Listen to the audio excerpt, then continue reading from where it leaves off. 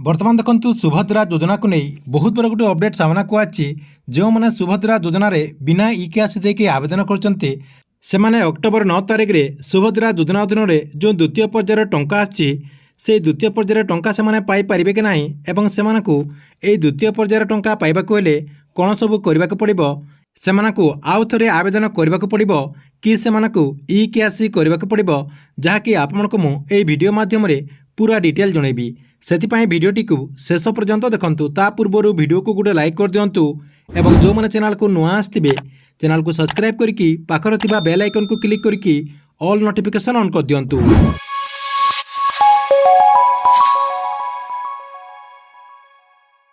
आपण मैंने समस्ते जानिथिबे जे सुभद्रा योजना रे जहाँकि बिना इतिहास देकी अधिकांश महिला माने आपणक पाखरे जो सीएससी सेंटर रही से सीएससी सेंटर को जाकि आवेदन कर देचंती। देखंतु जो माने प्रथमे आवेदन करचंती सेमाने तो ओटीपी बेस रे किंबा तमानकर जो फिंगरप्रिंट देकी आवेदन कर देचंती, किंतु मझिरे सरकार तरफ सुभद्रा योजना जो वेबसाइट रही से वेबसाइट रे खाली बिना इतिहास देकी आवेदन कर प्रक्रिया को आरंभ करा जायतिला, जहाँकि सेतिरे अधिकांश लोक आवेदन कर देचंती।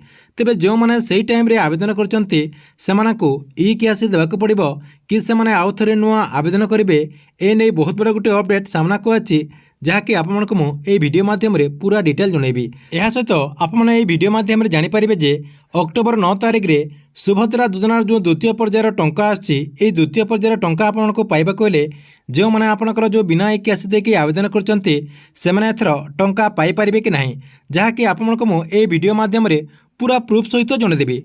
सर्वप्रथम देखंतु आपण कोन करिवे आपनकर जो सुभद्रा योजना वेबसाइट रही से वेबसाइट को ओपन कर दियंतु। देखंतु मैं यही वेबसाइट को ओपन करके पूरा प्रूफ सहित आपको देखा दूसरी जे आपको आउ थे ई केआसी करबाक पड़िबो कि नुआ आवेदन करेंगे कि आपको ए टंका पाइबाक हेले आउ किछि करबाक पड़िबो, जहाँकि आपने ए वीडियो देखिदेला परे पूरा कन्फर्म हो जिवे। कौन करेंगे सुभद्रा योजना जो वेबसाइट रही से वेबसाइट को ओपन करदे आपण मोबाइल किंबा कंप्यूटर जेकोसी गोटे ब्राउजर को ओपन कर देकी ऊपर आपको जमी लिखिदी मो subbhadra.odisha.gov.in जो लिखाई सेमती आप लिखिकी सुभद्रा योजना जो वेबसाइट रही से वेबसाइट को आसीजे। ना आपको मुझे ये वीडियो डिस्क्रिप्शन रे ये वेबसाइट लिंक दे देछि, सेठी मध्य आपण क्लिक करके ये वेबसाइट को रिडायरेक्ट आसीपारे।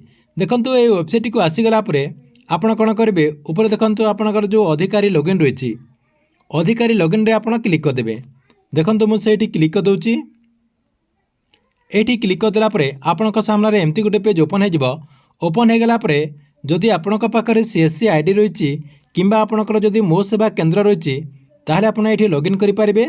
देखंतु मु एठी आपनकर जो सीएससी आईडी रही से सीएससी आईडी एवं पासवर्ड देके लॉगिन करके आपको पूरा डिटेल देखे दूची। लॉगिन करदेला परे डैशबोर्ड एप्लिकेशन रे क्लिक करदेला परे जेते लोकंकर आपने आवेदन करचंती जो मानकर बिना इतिहासी करके जो आपने आवेदन करचंती सेमानकर जाके एठी देखंतु स्टेटस रे आपनकर जो इतिहासी स्टेटस रही इतिहासी स्टेटस रे वर्तमान समस्तंकर जाके पेंडिंग शो करची। सेही डेट रे जो मानकर आपने आवेदन करचंती समस्तंकर एमती पेंडिंग शो करची।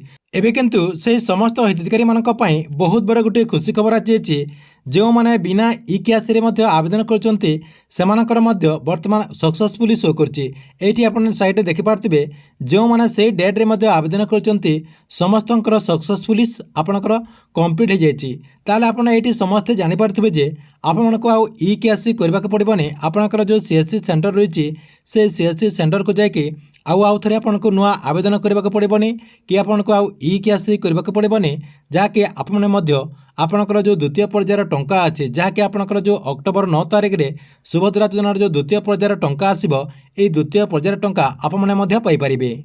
ठीक अच्छे ये आपनक पई सुभद्रा योजना को नहीं बहुत बड़ा गोटे अपडेट। आपनक वीडियो केमती लागिला कमेंट बॉक्स रे निश्चय गोटे कमेंट करंतु एवं गवर्नमेंट जेकोसी नुआ योजनार अपडेट आप सर्वप्रथमे देखा चाहूँगे ये चैनल टी को आप रेगुलर देखुतांतु।